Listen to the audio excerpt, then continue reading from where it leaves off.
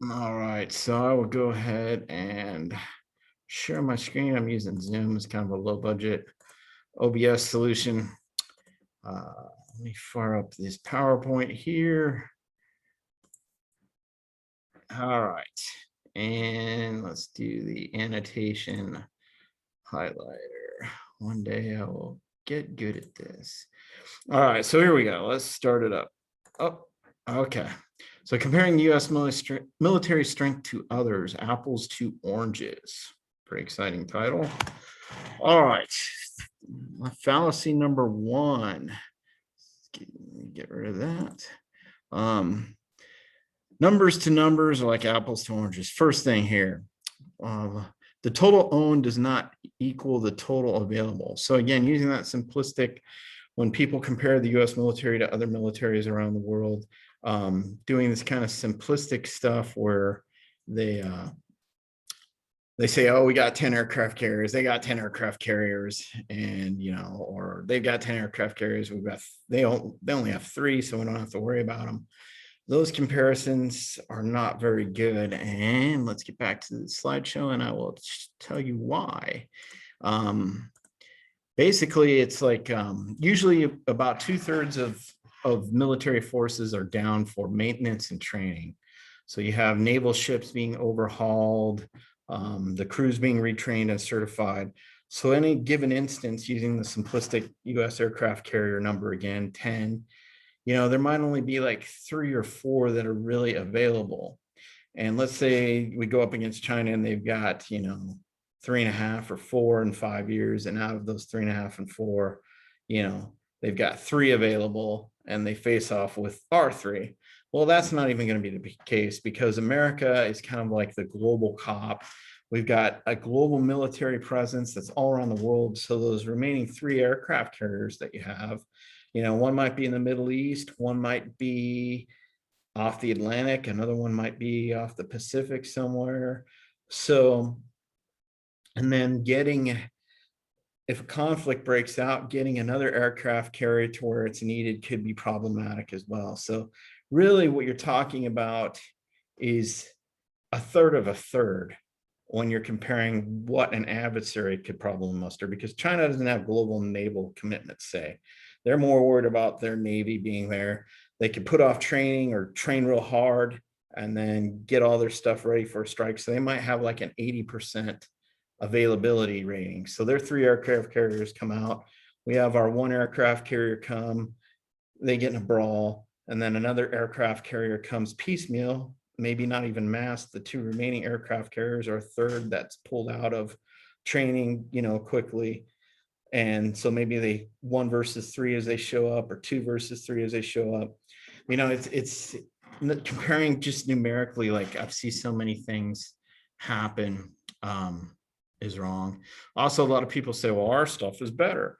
It is better. Our equipment is often expensive, designed to operate globally, where our adversaries can have cheaper items designed for their specific regions. Like one of the things that China could do is they could have lots of air independent electric submarines that are taking advantage of breakthroughs in lithium technology. So normally when you had battery powered electric submarines, they're kind of crappy. They couldn't go very far. But now they can, some of them can stay submerged for under 30 days and they're really quiet, quieter than our nuclear submarines. And it causes problems for us. We actually borrowed some Swedish, or one of the Nordic countries, electric lithium ion submarines to do testing against, to try to figure out how we're going to fight them. So adversaries, in some ways their stuff might be cruddy, but in the very specific instance where we face them, it might actually be advantageous. Again, because our near peer adversaries do not have global commitments, they can mass their forces against the USA's forces in the region. Again, that whole a third of a third versus 80% of their forces in a clash. USA augments forces with allies. A lot of people say, we don't really have to worry about having like a 250 ship Navy, because really we've got a 1,200 ship Navy with NATO and all our allies. The thing is are those allies really going to be there when it counts? And I'm not sure that they are. And to rely on them especially if it's a protracted out engagement, or the company or the countries that are supporting us will suffer hugely economically because of their economic ties with, say, China, if they side with us. So I wouldn't necessarily count on that going forward so much. During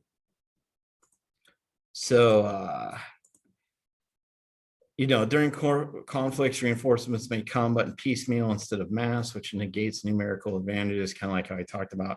You got the initial clash and then stuff starts showing up. It may, we're pretty smart, so we probably mass them a little bit, but the situation might call for them to rush in and bad things could happen. Also, numbers.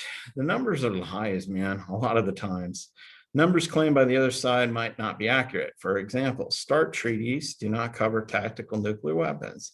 It is believed that the Russians have thousands and thousands of them, but tactical nukes are not often listed when comparing nuclear weapon totals, especially by, say, some more progressive ideological people that are trying to push for nuclear disarmament by not investing in nuclear recapitalization, America's aging nuclear force. They go, well, the Russians only have about 1,500 deployed strategic nuclear weapons. That's probably a lie. They probably got more than that. And there's just no mention of the thousands of tactical nuclear weapons that they have. The Chinese are lying about the number of nukes they have. I've heard some estimates say that they probably have over 3,000. Again, that probably includes smaller tactical weapons. I don't know that that's true. It's probably not true, but it's probably more than the 200 or 300 that they claim to have that is seized upon as a reason why America can, reduce its nuclear arsenal as a cost-saving measure. What that does is it lowers the bar. All these countries look at spending money on their military and stuff, and they go, wow, to really become a nuclear superpower, we'd have to have like 1,500 nuclear weapons deployed, and that's just too much. But if they think, I've even seen some progressives argue for like 150 megaton limit to deploy nuclear weapons. And if it gets down that low, you have countries like Peru, Brazil, maybe not Peru, but a lot of countries that could go nuclear will suddenly say, hey, we could be roughly the equivalent of the United States. All we got to do is build 150 nuclear weapons, and it kind of puts it on the table before it was off. So that's an interesting thing to ponder. What else? Watch out for ghost force comparisons. I love these. A lot of the time, to pad the numbers, a lot of the think tanks will, when they make comparisons between the USA and other countries' powers, let me move over here. We're on this guy right here. They compare it with ghost forces. Like, they won't compare it today. They'll compare it like 8 years from now when we supposedly have, our new tankers online and more F-35s in the picture to make the comparison look better. So watch out for that as well. Let's move on to the new slide. Oh, if I can. All right, U.S. military, what it has going for it. So, it's not all dire. Legacy of the Cold War, trillions spent from World War II to the early 90s. In many ways, the U.S. military is still coasting on those investments, but we built a lot of really good stuff. It's still viable today, and maybe not in the same form as it was during the Cold War, but like the new F-15 that just came out variant, it's based on the 1980s F-18, but with the latest technical refinements, and it'll probably be a really good fighter plane. So it gives us a really good base to work with. Still a huge budget relatively. The military spends more than the next two competitors, I think, combined. But those numbers are deceiving because, one, China, Russia underreport, other countries too. They're not giving you the real numbers on what they spend. Heck, we probably aren't either. But a lot of times when they spend money, they don't have this huge bureaucracy of the Pentagon where a lot of that money gets squirreled away, and defense contractors eat a lot of it with being unproductive to actually get to the teeth or the tip of the spear of the military. A lot of it gets eaten before it ever gets there. So I've heard a couple generals talking about how in reality, we probably spend, as far as getting equipment and training people that actually fight, about the same as some of the other countries around. I doubt that. I bet we spend more, but the point is it's not as great as you think. We've got a big force. I mean, China has eclipsed us. They have the largest Navy now, but we still have a Navy who's the naval Air Force, bigger than most other countries' Air Forces. We have the Air Force, we have the Army, we have Space and Cyber Commands, we've got Coast Guard, we've got Marines in the Navy. We've got a really big force, and it's a lethal force. So we are experienced in war fighting. Our military has been fighting pretty much nonstop since World War II. Little burners here. We've had all sorts of what a friend of mine calls Operation Useless Dirt Wars everywhere, where we spend tons of money and don't get a lot out of it, but it does keep our troops experienced. Our logistical lines, well greased, those type of things. Our equipment is expensive, but it's often superior to that of our adversaries. This is true. Air and sea logistical capacity second to none, but they are declining. Vast intelligence collecting network, both technological and human, gives the US a clearer picture of what is going on in the world. Now, if that's used properly, that gives us a huge advantage. It's just, unfortunately, our political people are not always on the same page as our military people as far as what's being seen. So there's opportunities for where having a really clear picture of what was going on could save the world from a tragedy if acted upon. But I worry that political elements will keep that from happening due to whatever agenda there is. What else? We have lots of pre-positioned forces and bases in allied countries allow American military to rapidly respond. That's kind of unique to us. A lot of countries, China's starting to build bases in places. A couple other countries have bases here and there, like the UK, India to a lesser extent. Russia has bases in its former vassals, but the US has this global massive presence with all sorts of little bases. Now, that's another comparison that sometimes is faulty, though. Like, I'll see these numbers where the US military has, thousands of bases everywhere, but, Russia only has a couple here and there. Well, when I see those, a lot of those bases are actually little tiny logistical outposts or intelligence outposts. And that isn't really talked about, the size of the base. There's just little dots on the graphs where the bases have been set up. So be aware of that as well. All right. Post-Cold War mistakes. Biggest one is the US, when the Soviet Union collapsed, did not foresee the rapid rise of China nor the resurgence of Russia. So a lot of military planning goes out for decades, and we made a bunch of choices based on the fact that there would be no near peers, as they call them, really for decades. China rose much rapidly than expected, and Russia, took a decade of a hit, and then they resurged back. So there's that.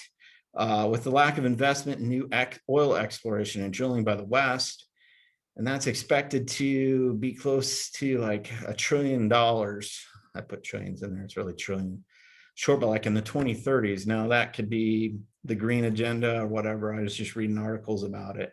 And Russia gets most of its money from its oil exports. So the lack of investment in the West over time is going to guarantee that Russian revenue streams pick up, and they're going to be able to invest more in their military. The continued exploitation of Chinese cheap labor and manufacturing capabilities guarantee the communist Chinese will have the wealth to build a larger, more capable military, the industrial infrastructure to build that military quickly, and growing soft power to counter USA political moves in many areas through investments and created dependencies. Again, they might strip away our allies before a planned conflict even starts, because they can use their economic might and their growing soft power, stuff that the US kind of, the US and the Soviet Union used to have basically monopolies on, but now China's in there, and they're big. The US exporting its manufacturing capacity to mainly China makes military production in the USA by the few remaining defense companies more expensive, slower to develop new defense products. And when those products come up, they're often less reliable than in the past. Like recent examples, the F-35, it kept getting re-engineered. The final product is less capable than what it was on the design board, costs 3 or 4 times as much, and isn't what we need now because it took so long in development. And again, the US wasn't thinking there would be too many threats, that by the time this fighter that was meant to operate in conjunction with a ton of F-22s, but because we didn't see a near peer adversary, we didn't build a lot of F-22s. We just built 183 of them, and some of them have crashed, some of them have been torqued in weather-related storms and stuff at their bases. And now the military is talking about retiring them. They're putting all their eggs in one basket with their next generation air dominance fighter. Who knows how well it will be if we're going with recent developments, like the littoral combat ship is a piece of junk. They're retiring them literally as fast as they're building them. What other pieces of junk has the military made? The F-35 is kind of at this point, there's improvements in sector technology. So the F-35 is less stealthy, and because it's less maneuverable, and it's a shorter range because what kept getting over designed and upped weight, that its utility is dwindling. It was never meant to be the premier air superiority fighter of the Air Force because they only built a number of F-22s, a limited number. They're trying to sell it as, this air dominance fighter. It was meant to have air dominance capabilities, but not be the #1 fighter. It was meant to fly under the shadow of F-22s and other aircraft that were never built. What else? All right. The USA invested in the wrong, going along those lines, the USA invested in the wrong type of weapons like the F-35, the LCS, skipped developing the right weapons like the F-14A+ was a version of the F-14, which is always a long-range naval interceptor fighter bomber towards the end of its career that had vector thrust, could probably dominate anything in the sky if it would have been built. And it also had the range that the Navy needs now with conflicts that we're going to be anticipating with China. More F-22s, only building a certain amount of those was a mistake. And seems hell-bent on retiring weapon systems that do work, called legacy systems, as they call them, like B-1 bombers, tons of Air Force legacy fighters, F-15Cs, F-16s. They are being outclassed by some of the stuff out there, but with retooled avionics, better radars and stuff, they're still very competitive fighters. And with the right training with the pilots, those planes could offer America a lot of firepower, and we're just retiring them in mass so we can build these crappy F-35s and invest money in these new fighters that are going to come out that who knows if they'll actually be any good or not. Ticonderoga cruisers, the most potent lethal warships on the earth, they're just like, oh, they're kind of getting expensive, so we're going to retire them, and without really anything to replace them. Retiring a bunch of planes on the U.S. naval air wings, like the S-3 Viking, which could tank, be a little tanker, anti-submarine warfare. Instead, we're just going to use F-15 or F-18s for everything. Heck, we'll even use F-18s to tank other F-18s. The Air Force's tankers, newest tankers, keep having problems. Logistical capacities have suffered as well, just because, again, we weren't expecting to be fighting a bunch of people, so we allowed that to kind of wither. Following American businesses, where I misspelled businesses here, the U.S. military started to outsource its non-core capabilities, like cooking. You see people in Afghanistan, they want to get something to eat. There is the MREs and that type of stuff for guys out in the field, but the guys behind the lines in the security areas, they're eating Taco Bell, they're eating Burger King.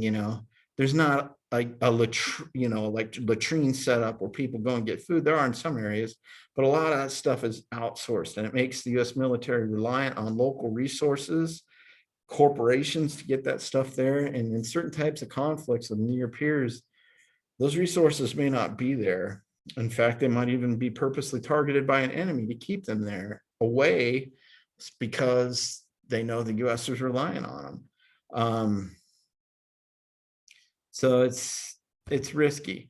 Societal changes have changed the type of people the military can draw into its service, and I would argue the military has suffered. Like me, I'm a fat guy. I'm representative of the American public, where something like close to us, 36 or 40% of us are like morbidly obese. And that's young people too.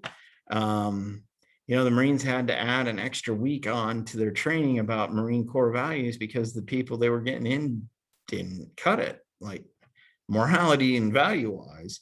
So it's kind of weak in the military, like we're not the only country that has problems. Like the Chinese military, there was a thing talking about how because of the single child policy, a lot of the, in Chinese culture, you wanted a son. So who knows what happened to all the daughters.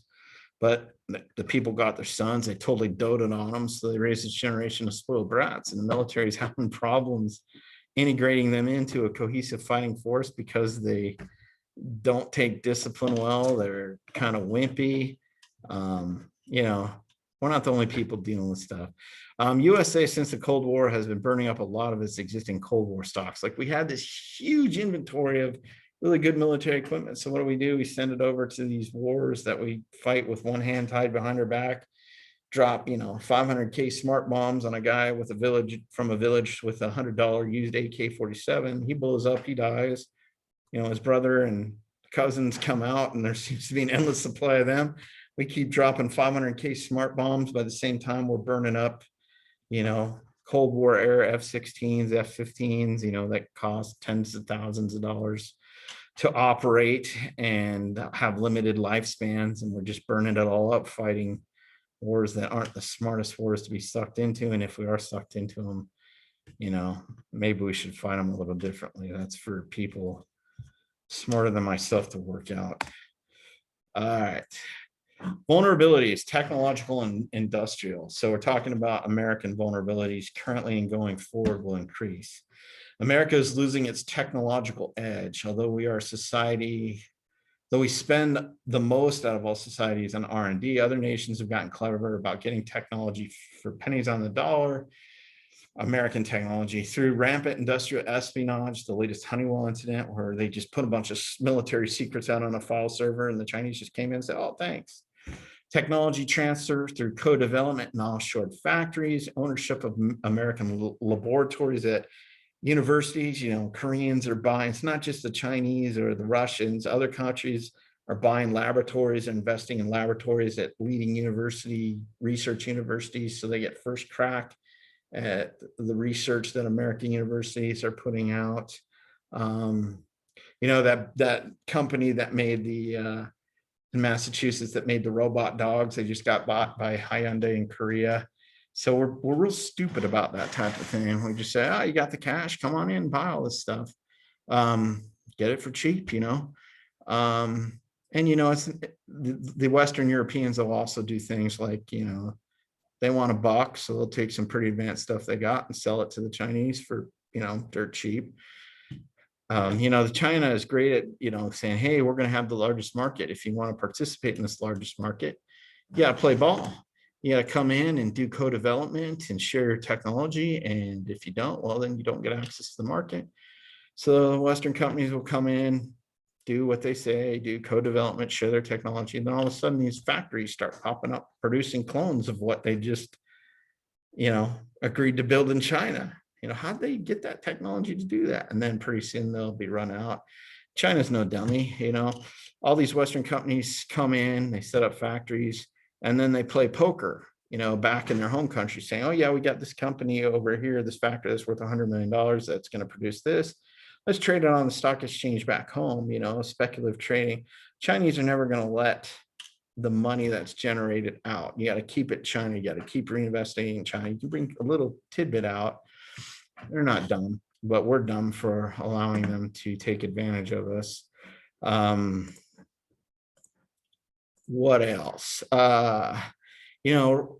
Right now there's a revolutionary warfare going on, similar to the longbow at Trafalgar, the great English battle, where a lot of it was tactics, but some of it was they invented this longbow, which could go through the heavy French armor. The French had never seen that before.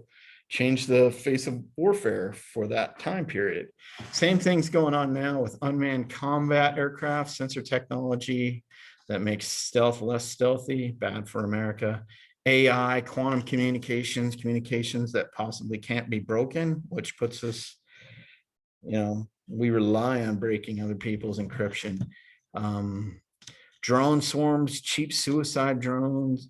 All this affects the American way of war because we've got these huge, expensive components like aircraft carriers, destroyers, and stuff like that, Abrams tanks. And then you might be able to just produce, for an aircraft carrier, for a Ford class aircraft carrier, I forget what that thing costs, but it's in the billions of dollars. How many thousands of drone swarms and cruise missiles and ballistic missiles can you build for the equivalent money? And so that kind of, previously you couldn't do that, but now you can. So that's a whole sea change in the military might, in the recent war between Armenia and the Azerbaijanis, I think it was, backed by the Turks.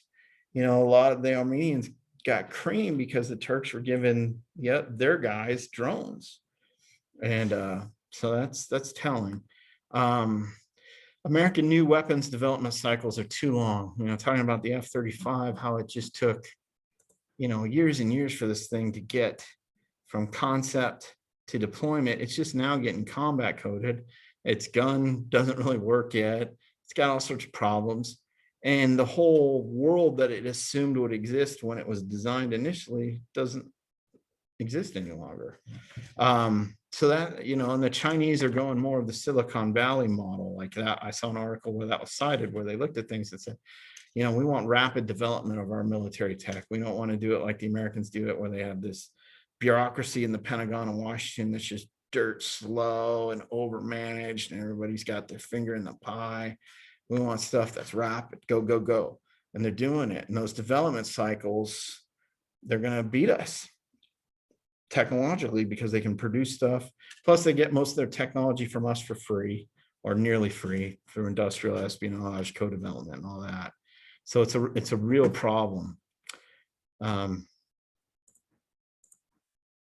screen here. And the newer stuff isn't working that well. That is the stuff that's coming out and replacing the older stuff. It's less capable in a lot of ways. The very near peer we may be fighting, China is also the largest supplier of electronics that go into our weapon systems. That RQ Sentinel that was flying over Iran and then just suddenly kind of landed by itself, that might have been what they call chipping, where the components in it were from China, and the Chinese flipped a switch, hacked it, and then just landed it and said, hey, you Iranians, you take a look and then give it to us, and we'll take a look and we'll reverse engineer all the technology out of it. Now, that may not have happened, but that could have happened. And, it's like the new B-21 Raider. If like most of it's made in China, and the Chinese know that the components that they're sending over are going into the bomber that's supposed to dominate the ocean and fight back the Chinese, you think they might do something? It's ludicrous. And also all that economic power gives the Chinese, can they threaten our allies to stay out of conflicts, otherwise they'll cut them off? Or can they dominate, like, say, Korea, where a lot of semiconductor components come out of, or Japan, to stay out of things? It's dumb. Our near peer adversaries may also be able to cut off supply lines to hinder them significantly to parts of the global supply chain that the U.S. military is relying upon. So, yeah, it goes without saying. All right. Vulnerabilities, economic and societal. This is a big one. Okay, even though our adversaries are increasing in parity with the U.S. military, and the U.S. military is in desperate need of recapitalization in almost everything, defense spending as a percentage of our GDP is actually going down. The U.S. military faces withering on the vine. I mean, we have to do this investment in our nuclear infrastructure. You see those articles where they're using the 5-inch floppies for nuclear targeting in the computers. At least those computers probably weren't made in China, will probably work, even though they're ancient. There needs to be the new, all the Ohio-class nuclear submarines are getting old. They need to be replaced with something else that will work. The nuclear triad, I know it's an unfortunate statement on human nature that we have to have a nuclear triad, but if we don't have an effective one and we lose MAD, mutually assured destruction, even though MAD's not the official policy anymore, it is. And if our adversaries look at us and say, you know, if we hit them first, we hit them hard, we take out 80% of their nuclear strike capability, you know, they may not have the value of human life that we have. We'll take 20 million casualties, radiation for a while, we'll get over it, we'll conquer them. We don't want them to be able to make that mistake. We want them to look at us and go, all right, if we really mess with them, they can nuke us, and they've got enough nukes to do it, and do it not on paper, but in reality. And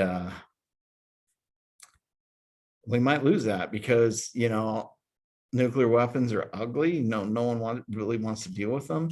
We're going to have to spend billions on it. There's all sorts of other priorities that are coming up that, you know, depending on the political leadership in the US, they might take precedence. So that's going to be a real scary thing, I think.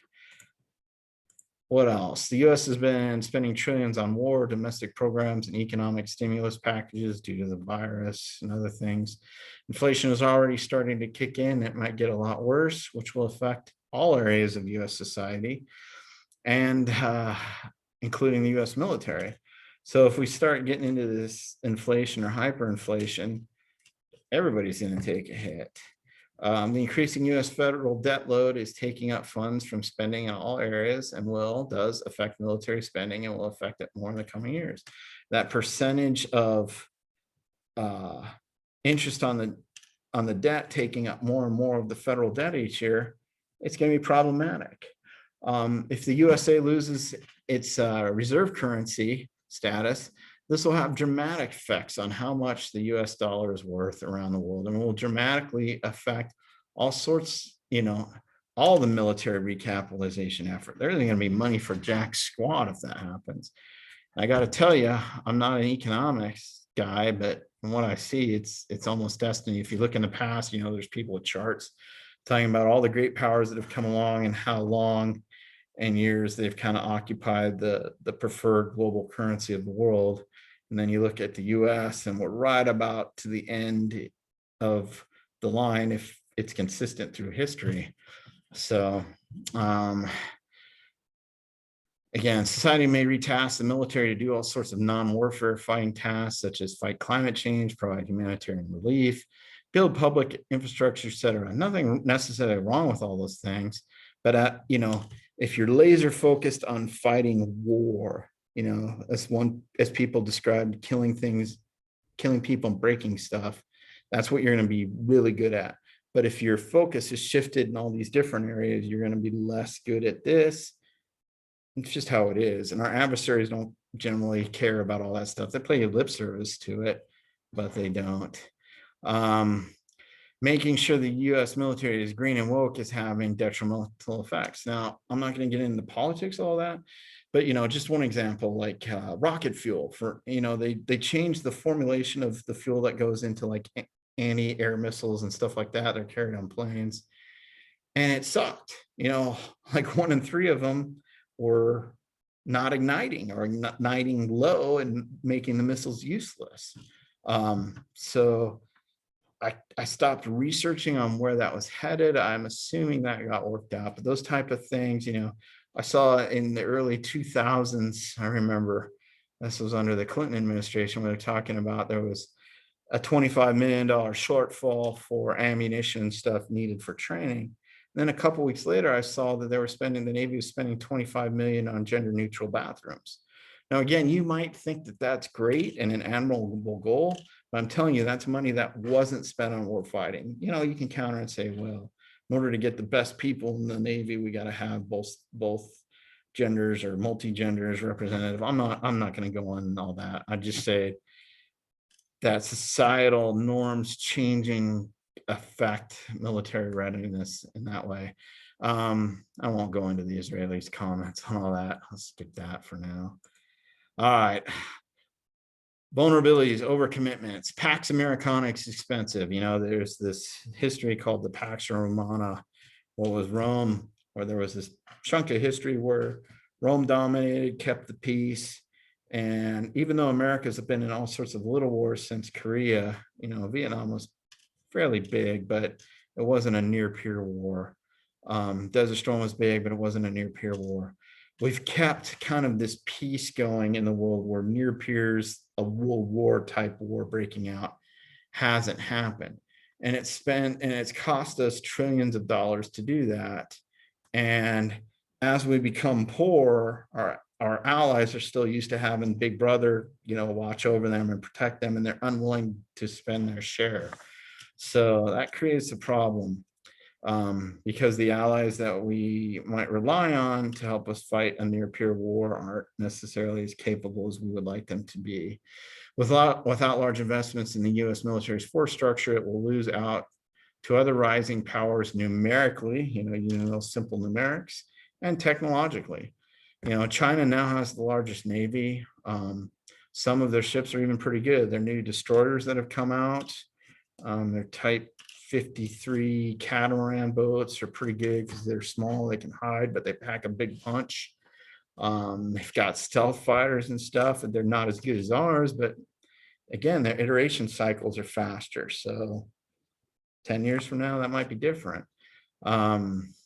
Another vulnerability we face is the warden versus the inmates principle. And that's where basically you have the prison guards doing their thing, and the inmates are always watching, always looking for a slip up, looking for their patterns, trying to figure out how they can break them. We're on a defensive posture, or we're trying to be the global cop, and everybody's watching us, looking for vulnerabilities where they can match their strength against our weaknesses. That's hard. It's hard to be on the defensive. It's hard to give up probably making the first strike against a near peer adversary, having to take that hit. It's bad. Hubris on the part of U.S. political leadership and the American population at large. Most Americans, we see on TV World War planes are flying over and blowing the crap out of everybody. Our soldiers are around blowing everybody up. And they just think, Americans military is probably too big. It's just overly dominant everywhere. I disagree that if that could be possible, but they're still thinking we got 25 aircraft carriers out there. They have no clue to how things have shrunk since the Cold War and the problems that face the American military. So that might provide leadership and the public to make some mistakes, to put us in situations where we're vulnerable, we're fighting, and we might lose. I'm not talking about lose because of political stupidity. I'm talking about militarily lose. So yeah, that's not good. Lastly, we're vulnerable as a modern society to a lot of different types of attacks. We've got EMP, we've got cyber warfare disruptions to our, disruptions to our supply chains, bioterrorism, whatever horror you can think of, which I'm sure keeps some NatSec folk up at night thinking about all the time. That stuff can be used to blackmail us too, to keep us even out of fighting, so we don't even fight, and we take dramatic steps back, or we start fighting and then get nailed by something that's just truly horrible.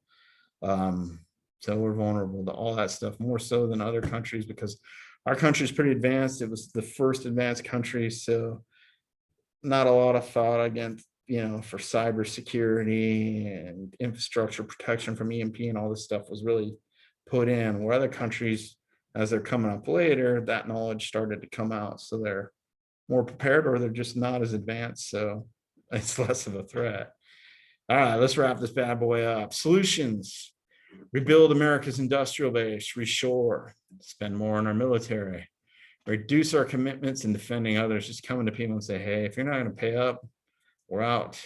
Educate the public to the true state of the U.S. military and have larger discussions of what our military should be like and adjust accordingly. I mean, if we want to be global cop, that's fine, but we're going to have to spend a ton more. If we don't want to be global cop, then we can spend less. Simple. But we shouldn't spend less and pretend that we're global cop, because other countries it's gangster out there and they will pull our cards, so to speak. And lastly, Psalm 27 and other places in the Bible, it talks about trusting in God and not in horses and chariots, which would be like tanks and infantry, in modern speak. Our country should not be relying on our military to solve all our problems and keep us safe. We should be relying on Jesus. And a lot of our country in the past did do that, and we don't anymore. And that's probably, in my opinion, our greatest vulnerability. So I hope this was useful to you. I'm going to upload it now. Let me know what you think in the comments. Let me know what other topics you'd like to see. And people always say that because they, the more comments you get, increases the views and the algorithm, blah blah blah. But I am legitimately curious if anybody actually watches this and wants me to cover something or has a question or comment that I can discuss at a later time. Thank you for watching. I hope it was informative. I hope it was a good use of your time.